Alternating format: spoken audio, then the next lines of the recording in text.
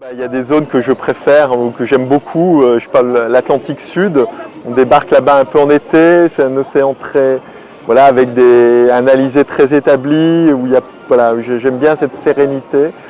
J'aime bien aussi attaquer dans l'océan austral avec ces dépressions qui sont vraiment des phénomènes majestueux, énormes, ces grandes tempêtes, ces grands coups de vent austraux, avec tous ces animaux dont on parle, les albatros, ça c'est. Il y a une dimension extrême, très engagée, qui est très forte là-bas. Les moments difficiles d'un Vendée Globe, je pense que c'est les casses, les avaries, parce qu'on est tout seul, on n'a pas d'assistance, on doit réparer et le pire ce serait l'abandon. Ce que j'appréhende le plus, c'est la sortie du chenal le matin du départ, parce qu'on est totalement submergé par les émotions. Après, il faut se reconcentrer pour partir.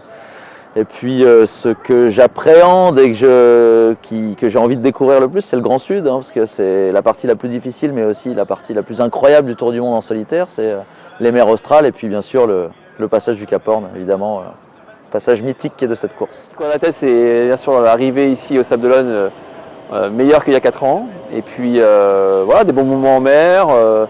Je redoute pas grand-chose finalement, mais le fait de taper, c'est par exemple un ovni, ce qu'on appelle un objet flottant non identifié qui pourrait finalement me faire arrêter la course de façon dramatique, pour moi ce serait vraiment compliqué à vivre. Mais sinon le reste, c'est des moments qu'on va devoir gérer pendant 3 mois, et avec l'expérience de mes 2 précédents Vendée Globe, je vais essayer de bien gérer ça pendant la course. Alors, les moments qui risquent de me faire rêver, qui me ferait rêver, c'est le retour au Sable d'Olonne, avec forcément être le premier.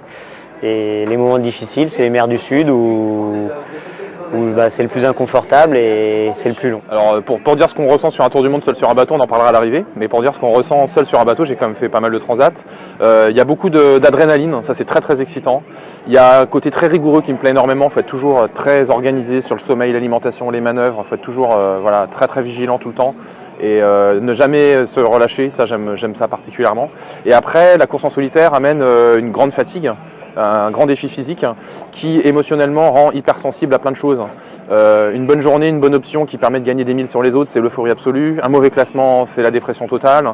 Un coucher de soleil, c'est tout de suite, ça prend des proportions de contemplation absolue. Et donc du coup, c'est ça que j'aime aussi, c'est ces émotions qu'on peut ressentir et qui sont renforcées par le large, par l'absence de la terre, par la fatigue.